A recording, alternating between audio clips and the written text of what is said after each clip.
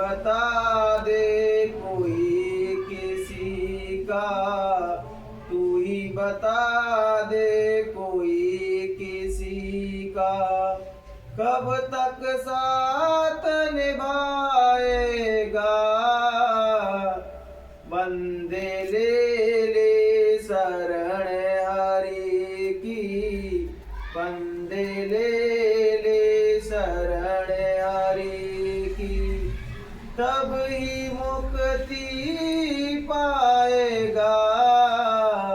निकल गया जो समय हाथ से, निकल गया जो समय हाथ से, रोएगा पछताएगा। बंदे ले ले शरण हरि की, बंदे ले ले शरण हरि की। बहनों भाइयों, बगैर भगवान के चरणों में जाए जीव को सुकून और शांति नहीं मिल सकता। कोई यत्न कितने भी कर ले, कितने भी अपने झूठी मन को तसल्ली दे दे कि मुझको जे मिल जाएगा तो मैं खुशी हो जाऊंगा, जे मिल जाएगा तो खुशी हो जाऊंगा, लेकिन बगैर भगवान की शरण में जाने के अलावा जीव के पास कोई ऐसा उदाहरण नहीं, कोई ऑप्शन नहीं है जिससे उसको सुकून और शांति महसूस हो। क्योंकि शांति का रास्ता बहनों भाइयों हमारे भीतर से गया है, जिसको संतों ने 10वां द्वार कहा है। लेकिन माया के कारण, मन बुद्धि चित्त के कारण हमें वो रास्ता दिखाई नहीं देता। परमात्मा तो वहीं की वहीं बैठा है बहनों भाइयों, लेकिन हमारे मन बुद्धि चित्त पर गंदगी चढ़ गई है बहनों भाइयों, इसलिए वो हमें दिखाई नहीं देता। संतों ने कहा जब हम दीनहीन होकर उसको पुकारेंगे तो भगवान भी हमको दिखाई देता है। संत महात्मा सब कुछ अपने भीतर समेटे हुए भी बैठने के बाद भी कहते हैं कि मैं तो वही उसका दास हूँ, मैं तो नौकर हूँ और मैं तो उसकी सेवा में लगा हुआ हूँ। और कभी कभी जब मौज में आते हैं तो ये भी कहते हैं मैं ही सब कुछ हूँ। तो बहनों भाइयों, जब हमारे अंदर दीनता और भक्ति और प्रेम बढ़ता है मालिक के लिए तो हम बहुत छोटे बन जाते हैं, और छोटे बन जाते हैं ना बहनों भाइयों तो भगवान का कृपा, भगवान की मौज उसके भीतर धीरे धीरे आने लगती है। हम लोग क्या करते हैं बहनों भाइयों, किसी ऊंची चीज पे नीची वाली चीज पहुंच सकती है बहनों भाइयों? नहीं पहुंच सकती है। ऊंची चीज से नीची चीज पे आई जा सकती है। इसी प्रकार बहनों भाइयों, साधक अपने स्वभाव को, अपने व्यवहार को सरल और अच्छा बनाता जाता है, उतना ही वो भगवान का, अपने गुरु का, अपने मालिक का प्यारा होता है। तो कहते नहीं कि निर्मल जन से मोह पावा, मोह छिद्र छल कपट न भावा। भगवान को निर्मल जन के प्राणी लोगों को पसंद है भगवान को, और चंद्र चालाक चतुर लोग भगवान को पसंद नहीं है। तभी तो संतों ने कहा है कि चतुराई चौपट करे और ज्ञानी गोटा खाए और भोले भाले भक्त को तुरंत हरि मिल जाए। जब हम सीधे और सच्चे इंसान बन जाते हैं ना बहनों भाइयों, तो भगवान की, उस मालिक की, उस परम पिता परमात्मा की यात्रा बहुत सरल हो जाती है। जो जो हम खोपड़ी के स्तर पर जिएंगे उतने ही हमारी रास्ता कठिन और दुर्गम होता चला जाएगा। कहते नहीं, जो दुर्माई छे गया जो चकमक में आग, और तेरा साईं तुझ में ही है, जाग सके तो जाग। भगवान कहीं बाहर नहीं है बहनों भाइयों, भगवान हमारे भीतर है, लेकिन वो बुराइयों के कारण हमें दिखाई नहीं देता। किसी से क्या भगवान तुम्हारे भीतर है तो मानता ही नहीं है, क्योंकि बुराइयों से इतना भरा पड़ा है, होने के बाद भी दिखाई नहीं देता उसको। जब कुछ संत जन मिलते हैं बहनों भाइयों, तब उन्हें भगवान की भक्ति की और भगवान के रास्ते पर चलने की तो सुध आती है। बगैर संतों के मिलने से तो भगवान की तरफ देखोगे भी नहीं, समझा ही नहीं। संतों ने कही कि बिना सत्संग विवेक न होई और राम कृपा सुलभ न सोई। बिना सत्संग के जीव भगवान की ओर नहीं चल सकता। जब यहाँ पर लोग आते हैं, भक्ति भाव की बातें करते हैं, तो बड़े क्षण भंगुर के लिए, थोड़ी देर के लिए हमारे अंदर भक्ति जागृत होती है। जब डेली डेली सत्संग करेंगे, भगवान के रास्ते में चलेंगे, तो भगवान से मिलने की तरफ और गहरी होती जाती है। मीराबाई ने संतों का संग किया, सहजोबाई ने संतों का संग किया, और कबीर साहब ने संतों का संग किया, नानक साहब ने संतों का संग किया। बगैर संतों के संग किए हमारे अंदर वो भक्ति आ ही नहीं सकती। कहते नहीं, जैसी संगत और वैसी ही रंगत। जैसे लोगों के तुम संग लोगे बैठोगे, धीरे धीरे तुम भी वैसे ही बनने लगती हो। हम किस रास्ते के राहगीर है, हमको कैसा बढ़ना है, तो वैसे व्यक्तियों को हमें संग रहना पड़ेगा। संगत से ही गुण आते हैं, संगत से ही गुण जाते हैं। संगत जैसी करोगे बहनों भाइयों वैसे धीरे धीरे तुम बनने लगोगे। भगवान के रास्ते में चलना है, मालिक के रास्ते में चलना है, तो संतों का, भक्तों का, साधकों की संगत हमें करनी पड़ेगी। बगैर उनकी संगत किए बिना हम चल ही नहीं सकते, क्योंकि मन इतने मैला है, इतना मोटा है बहनों भाइयों कि संसार में रहते रहते संसार में ही रम जाता है। जब कोई संत सदगुरु हमें मिलते हैं तो बताते हैं, ये प्राणी, ये जीव तो जन्म जन्मांतर से यहाँ से भटक रहा है और चित्त में तुम्हारे गंदगी बढ़ती जा रही है। जब जीव का शरीर छोड़ने का समय आता है बहनों भाइयों, तो उसकी मन बुद्धि चित्त इतनी गंदी होती है तो यहाँ से शरीर को छोड़ने के लिए तैयार नहीं हो पाता है। और सदगुरु हमें जीते जी मरने की कला सिखाते हैं कि बहनों भाइयों मरने के बाद कुछ नहीं है, जो कुछ है वो जीते जीते ही है। मरने के बाद कोई व्यक्ति तुम्हें चिट्ठी पत्री लिख के भेज जाता है, वो स्वर्ग में गया, वैकुंठ में गया, जो कुछ है वो अभी है और यही है। इसलिए बहनों भाइयों भगवान को प्राप्त करना है तो जीते जी मुक्ति की प्राप्ति करो, जीते जी प्रभु मिलने की यात्रा पर चलो, क्योंकि संतों ने कहा है कि भगवान किसी को मरने के बाद नहीं मिलते। जब हमें अपनी आत्मा का बोध हो जाता है, अपने स्वरूप का बोध हो जाता है, तो हमें भगवान का बोध हो जाता है। तभी तो संतों ने कहा अहम ब्रह्मास्मि, मतलब मैं ही ब्रह्म हूँ। मुसलमान फकीरों ने कहा कि अनलग मैं ही खुदा हूँ। तो इसका मतलब ये नहीं कहा कि उन्होंने अपने आप को ही कहा, तुम लोगों को नहीं कहा, तुम सब भी वही हो।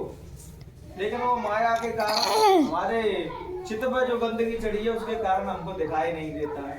जब हम सरल हृदय से और प्रेम भाव से भक्ति के रास्ते में जब चलते हैं बहनों भाइयों, तो हमें अपने भीतर धीरे धीरे भगवान का अंश दिखने लगता है।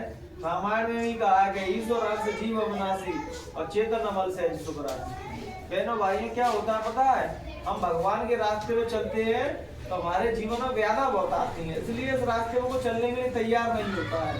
जब बहनों भाइयों भगवान के रास्ते में चलोगे तो व्याधा तो तुम्हें आएंगी, क्योंकि फिर तुम्हारा जो भगवान के रास्ते में चलते हैं, भक्ति करते हैं, उन व्यक्तियों का दोबारा संसार में नहीं आती, वो आगमन से मुक्त हो जाते हैं, उनको मुक्ति मोक्ष मिल जाता है। तो उनकी जन्म जन्मांतर की जो पाप पुण्य की पोटरी उनके सिर पर रखी हुई है, जब वो धीरे धीरे सफाई होती है बहनों भाइयों, तो हमारे अच्छे बुरे सब कर्म हमारे आगे आते हैं, क्योंकि फिर हमारा नेक्स्ट जन्म होना नहीं है, अगला जन्म होना नहीं है। तो भगवान सबकी सफाई करता रहता है। जब बुरे कर्म आ जाते हैं तो हमारे जीवन में दुख आ जाते हैं, और जब अच्छे कर्म आ जाते हैं तो सुख आ जाती है। और जब आदमी मुक्त हो जाता है, उसको मुक्ति मोक्ष मिल जाता है, तो अच्छे बुरे दोनों से ही निवृत्त हो जाता है। संत महात्मा कहते हैं कि अच्छे बुरे दोनों ही जंजीर हैं, अच्छे कर्म सोने की जंजीर है और बुरे कर्म लोहे की जंजीर है।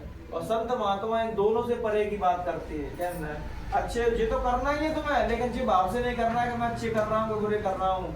दोनों कर्मों से निवृत्त होकर करो कि मतलब मैं तो परमात्मा की सेवा कर रहा हूँ। सेवा भाव से इस काम को करोगे तो कर्म हम पे कभी नहीं लदेंगे। लेकिन कर्म कब लगते हैं, जब हम अपने आप को मान के चलते हैं कि मैं कर रहा हूँ।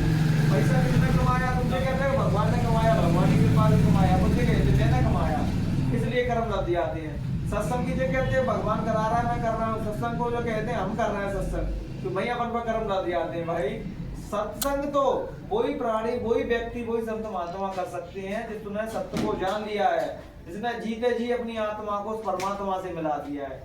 जब तक हम बहनों भाइयों अपनी आत्मा को परम पिता परमात्मा से नहीं मिलाएंगे, तब तक मुक्ति मोक्ष होने वाला नहीं है। बाहर के कर्म कांडों से बहनों भाइयों हमें कभी भी मुक्ति और मोक्ष नहीं मिल सकता।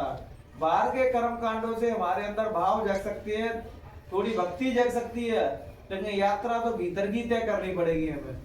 जब हम अपनी इंद्रियों को रोक के घाट पर बैठेंगे, हमारा मन बुद्धि चित्त पवित्र हो जाएगा, तो भगवान के चित्त में चित्त लग जाता है। संत महात्मा कह रहे थे बहनों भाइयों कि हम जब भगवान का भजन करते हैं, ध्यान लगाते हैं, तब भी हमारा ध्यान संसार में बना रहता है। अभी तो सभी लोग शिकायत करते हैं कि भजन करते हैं तो कुछ दिखाई सुनाई नहीं देता है। तो दिखाई सुनाई इसलिए नहीं दे रहा है कि हमारा मन बुद्धि चित्त और हमारी आत्मा की ऊर्जा सब संसार की तरफ दौड़ लगा रही है। जब एकाग्रत मन हो जाता है, एकाग्रत चित्त हो जाता है, और हमारे एकाग्रत मन हो गए, जब तीसरे तिल पे अपना ध्यान लगाते हैं तो हमारा ध्यान बड़ी आसानी से सज जाता है। लेकिन उसके लिए हमें संतों ने कहा कि डेली हमें ध्यान भजन सुमरन का अभ्यास करना पड़ेगा। तो कहते हैं करत करत अभ्यास जड़ मत हो सुजार, रस्सी आवत जात है सिल पर डारा निशान। कहते हैं जब कुएं पे पानी भरने जाते थे अपन, तो पत्थर की वो गिर्री सी बनाते थे, जब उसको अपन बार बार रस्सी डालते, बार बार नीचे से खींचते, बार बार डालते, तो पत्थर की गिरनी पे भी निशान बन जाते थे रस्सी की। ठीक ऐसे ही जब हम रोज भगवान का ध्यान भजन करेंगे तो धीरे धीरे हमारे मन की पकड़ से भी परे होंगे, हमारा चित्त भी साफ होगा, हमारी बुद्धि भी साफ होगी। जब मन बुद्धि हमारे साथ देते हैं बहनों भाइयों, तो हमारी आत्मा तो भगवान के रास्ते पे स्वतः ही चलना चाहती है, लेकिन मन के कारण वो भगवान की ओर हमें चलने नहीं देती है। जब हमारा मन अपना पवित्र कर लेंगे बहनों भाइयों, इस सेवा के माध्यम से है, ज्ञान के माध्यम से है, धन के माध्यम से है, तो फिर धीरे धीरे भगवान के रास्ते पे चलना बहुत आसान हो जाता है। लेकिन कहते हैं ना कि हमारी इंद्रियों के घोड़े बाहर की तरफ दौड़ लगा रहे हैं। जब इंद्रियों के घोड़े बाहर मुखी से होके अंतर्मुखी हो जाते हैं बहनों भाई, तो भगवान की कृपा, भगवान की महिमा को हम समझ सकते हैं। बगैर अंतर्मुखी हुए, बगैर अंदर जाए भगवान को महसूस है, भगवान को नहीं जान सकते, क्योंकि भगवान का रास्ता बहनों भाइयों संतों ने 10वां द्वार बताया। जो 9 इंद्रियां हमें सामने दिखाई दे रही हैं, जैसे नाक है, आंख है, कान है, मुंह है, मलमूत्र का रास्ता है बहनों भाइयों, जो तो हमें सबको दिखाई दे रही हैं। एक द्वार संतों ने 10वां द्वार भगवान का ये बताया। तो दोनों आंखों को हम कॉन्सेंट्रेट करके दोनों आंखों से तीसरे तिल पर ध्यान लगाते हैं बहनों भाइयों, तो यहीं पे गुरु के चरणों और यहीं से भीतर का रास्ता तय हुआ है। लेकिन अभी हम किस नहीं लगा पाते कि अब 1-8 घंटा बगैर मन को कंट्रोल करें भजन करके और माला फेंक देते हैं। जब तक हमारा मन बुद्धि चित्त हमारा साथ नहीं देंगे, तब तक हम भगवान ध्यान भजन में कोई फायदा नहीं हो सकता, कोई चढ़ाव हमारे जो है कि संसार के बिगड़े काम तो बन जाएंगे। कि जैसे तुम्हारा बच्चा बीमार है वो ठीक हो गया, घर में कोई बीमारी है वो सही हो गई, धन की कोई समस्या वो सही हो गई, लेकिन तुम्हारे भजन में कोई बदलाव नहीं आएगा, भजन में तुम्हें कोई लाभ नहीं मिलेगा। क्योंकि जिस संतों के जहाँ हम जाते हैं बहनों भाइयों, तो जो बाहर की शुद्धिकरण तो स्वतः ही हो जाते हैं। कि जैसे तुम कोई भाव से गए कि मेरा बच्चा बीमार है, गुरु हमारा बच्चा ठीक कर दो, तो ठीक हो जाएगा। लेकिन मृत्यु के टाइम पे ना तुम्हारे बच्चे साथ जाएंगे, ना तुम्हारे मकान जाएगा, ना गाड़ी घोड़ा कुछ नहीं जाओगे। उस यात्रा में जीव को स्वयं तय करना पड़ता है। फिर वो कहता है कि गुरु महाराज असली चीज थी वो तो मैंने जानी ही नहीं, और वैसी चीज थी उसके पीछे पड़ा रहा। गुरु महाराज कहते बच्चा जब तुम यहाँ आ गए हो तो तुम्हारे गुरु को सब चिंता है कि तुम्हें क्या चीज की आवश्यकता है, किस चीज की नहीं है आवश्यकता, लेकिन जो तुम्हें बताया जा रहा है वो करो। भजन प्राथमिकता है और भजन ही एक सहारा है बहनों भाइयों। सारा जीवन बेकार है। तुमने क्या किया, कितना धन कमा के गए, कोई नहीं पूछेगा तुमसे। यहाँ कितना संसार में वैभव कमा के गए, कोई नहीं पूछेगा। वहाँ भगवान की अदालत में तो ये पूछा जाता है कितना भजन किया तुमने, कितने अच्छे कर्म किए। और भगवान के जो भजन करता है बहनों भैया वही सार है। बाहर की चीजें तो तुमसे सब नहीं छुड़ा ली जाती है। बच्चों के लिए नौकरी मांगोगे क्या नौकरी तुम्हारे साथ जाएगी? बच्चों के लिए धन मांगोगे तुम्हारा साथ जाएगा? बच्चों के कुछ भी चीज मांगो, मकान गाड़ी घोड़ा सब नहीं छूट लिया नहीं है। केवल वो ही एक साथ जाना है जिसको भगवान का भजन कहते हैं, जिसका स्मरण कहते हैं, जिसको ध्यान कहते हैं। सभी अलग संतों ने अलग अलग नामों से पुकारा है बहनों भाई। तो भजन से ही हम आगे खराब समय में अपनी मदद कर सकते हैं बहनों भाइयों। या आप ये सोचो कि मैं गुरु महाराज से जुड़ गया हूँ, किसी और से जुड़ गया हूँ, क्योंकि शुद्धिकरण बहनों भाइयों भीतर के पवित्रता तभी होगी जब भजन ध्यान भजन करेंगे तभी। नहीं तो ये संसार ऐसा है बहनों भाइयों, ज्यादा रमते रमते संसार में इतना रम जाता है आदमी कि भजन ही छोड़ देता है, भजन के रास्ते को छोड़ देता है। गुरु महाराज जी तो कहते थे जो भजन नहीं करते, गुरु महाराज कहते महीने में 1 बार दर्शन कर लो, महीने में नहीं है तो 3 महीने में कर लो, 3 महीने में नहीं है तो 6 महीने में कर लो, और 6 महीने में नहीं है तो 1 साल में कर लो। क्योंकि जब संत महात्माओं को दर्शन करने जाते हैं बहनों भाइयों तो हमारे जन्म जन्मांतर के पाप कर्म धुल जाते हैं। क्योंकि संत महात्मा उस भगवान से मिलके भगवान का दीदार करके वो भगवान के ही स्वरूप हो गए। भगवान में उस मालिक में कोई भेद नहीं है। कहते हैं जब भगवान का दर्शन करने जाते हैं तो निष्फल नहीं जाता है वो। जिस भाव से भी, जिस आस्था के साथ तुम उनके दर्शन करोगे वो तुम्हारे भाव पूर्ण हो जाते हैं। तभी तो कही कि संत समागम है दुर्लभ। गोस्वामी जी कहते हैं कि संतों का दर्शन करना इस संसार में सबसे दुर्लभ काम है। और तुम धन कमाना आसान है, कुछ भी चीज करना आसान है, लेकिन संतों के दर्शन करना बड़ा कठिन है। और दर्शन करने से बहनों भाइयों जन्म जन्मांतर के पाप धुल जाते हैं। तो गुरु महाराज कहते हैं कि बच्चा भजन नंबर, अब उन्होंने कहीं भजन तो कोई कर नहीं सकता, तो लोगों ने सिद्धांति बना लेकिन भजन तो कर सकते हैं, लेकिन कलयुग में भजन करना कठिन है बहुत। हर कोई की इंद्रियां अपने बस में नहीं है, काम क्रोध लोभ मोह अहंकार सबके प्रबल है। तो गुरु महाराज ने कह दी संतों का सत्संग में जाया करो, संतों का दर्श स्पर्श किया करो, तो इसमें ही तुम्हारे काम बंधन कट जाएगा। तो संत महात्मा जानते हैं किसका लेन देन कैसे करना है, तो वो सेवा के माध्यम से किसी न किसी माध्यम से हमें वो कर्म करवा। अभी वो भाई साहब के बच्चे का एक्सीडेंट हुआ, तो ये मत समझो कि भाई साहब के बच्चे के लिए सेवा दे के आए, ये समझो उससे तुम्हारा लेन देन है, उसके तुमने लिए तो तुम्हें देने पड़ रहे हैं सब कुछ। इसलिए बहनों भाई हम हमसे कोई पैसा ले गया कोई दे गया, ये सब कर्मों के आधार पे होते हैं बहनों भाई। सबका लेन देन है और संत क्या करते हैं कि सबका लेन देन चुकवा देते। वो जानते हैं कि जब जीव कोई संत सदगुरु से जुड़ जाता है तो फिर वो दोबारा संसार में नहीं आता। गुरु महाराज कहते थे बच्चा किसके क्या पाप कर्म काट रहे वो संत सब जानते हैं। अब तो ऐसे काम करवा दे तो आप लोग करना ही नहीं चाहते, यार ये क्या है, हम तो ये काम क्यों करवा रहे हैं, लेकिन इस रहस्य को तुम नहीं जानते, संत सब जानते हैं। इसलिए बहनों भाइयों खराब समय में बस बचने का एकमात्र उपाय है, जो तुमको नाम दान की दौलत दी है परमात्मा ने, उसको दिन दुगुना रात चौगुना बढ़ाते जाओ, भजन को चीज को बढ़ाते जाओ। जो लोग सेवा निवृत्त हो गए हैं, घर में कोई काम धंधा नहीं है, उनको खाली बैठे हैं, तो ज्यादातर समय अपना भजन में दें। जो काम करने वाले व्यक्ति हैं तो काम भी करो, जितना भी उनको फ्री समय मिले 5 मिनट 10 मिनट 1 घंटा आधा घंटा वो भजन में बैठे। और भजन का मतलब क्या है बहनों भाइयों, भजन का मतलब है अपने मन को निर्मल करना। कहते नहीं क्या, जो जो मन निर्मल हुआ जैसे गंगा नीर, और पीछे पीछे हरी बिरह कहत कबीर कबीर। जब मन निर्मल हो जाएगा बहनों भाइयों तो भगवान की तरफ दौड़ने की आवश्यकता नहीं है, भगवान तुम्हारी तरफ दौड़ेंगे। अभी इसलिए नहीं दौड़ते क्योंकि हमारा मन निर्मल नहीं हुआ है, हमारे काम क्रोध लोभ मोह अहंकार हमारे शांत नहीं हुए हैं। जब शांत हो जाएंगे, जब हम दूसरों के लिए जीना चालू कर देंगे तो हमारी वाणी में भी सत्यता आने लगती है, हम जो भी काम करेंगे उसमें सत्यता झलकती है। इसलिए बहनों भाइयों खराब समय में बस तुम्हें एक ही चीज बचा सकती है, वो है तुम्हारा भजन, और कोई तुम्हारी अच्छाई तुम्हारा भजन। आज देख लो न्यूज चैनलों के माध्यम से, टीवी के माध्यम से दुनिया के हालात ऐसे बन रहे हैं कि कभी भी अरबों खरबों लोगों की एक साथ मृत्यु हो सकती है। अगर आप अगर आप किसी संसारी की बात करो, संसारी के लोग कहेंगे ऐसे तो मरते ही रहते हैं, तो ऐसे ही नहीं मरते रहते बहनों भाइयों। जब चिल्ल पुकार मचेगी बहनों भाइयों तो अपने रोंगटे खड़े हो जाएंगे। हम अपने बचाव कर, गुरु महाराज कहते हैं बच्चा जब संसार में आग लगी होगी तो तुम अपने दाढ़ी की आग बुझाओगे, दूसरे की देखोगे। कितना भी कुछ कर लेना, जब सब लोग अफरा तफरी मची होगी तो पहला तुम बचाव अपना ही करोगे, अपनी मृत्यु का ध्यान रखोगे। वो जो संत है जब दूसरों का ख्याल रखोगे, तुम संत नहीं हो तो तुम्हारा बचाव बस इसी में ही है कि तुम भगवान का भजन करो। जो रास्ता दिया गया उसमें सच्चाई के साथ, मेहनत के साथ, ईमानदारी के साथ चलो, उसमें तुम्हारा बचाव होगा। और तुम जितने लोगों को समझा सको अच्छी बात है, जो तुम्हारी बात मानता हो सुनता हो उसको बताओ कि खाना पीना छोड़ दो, आगे विनाश आ रहा है।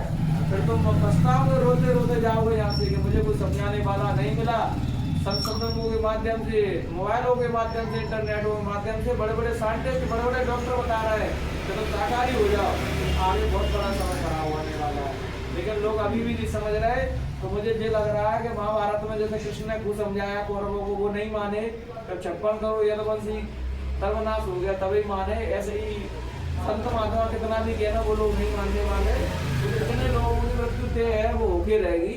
तो हम तो कोशिश करेंगे अपन सभी लोग के जितने लोगों का बचाव हो पाए वो किया जाए, लेकिन लोग नहीं मानते। अब नहीं मानेंगे तो आगे कुदरत उनको मदद चटाएगी। इन्हीं विचारों के साथ बहनों भाइयों अपनी बारी को यहीं विराम देते हैं। अगर कहने सुनने में किसी प्रकार की त्रुटि रह गई हो तो हमें अपना बेटा, अपना छोटा भाई समझ के माफ कर देना। जय गुरुदेव।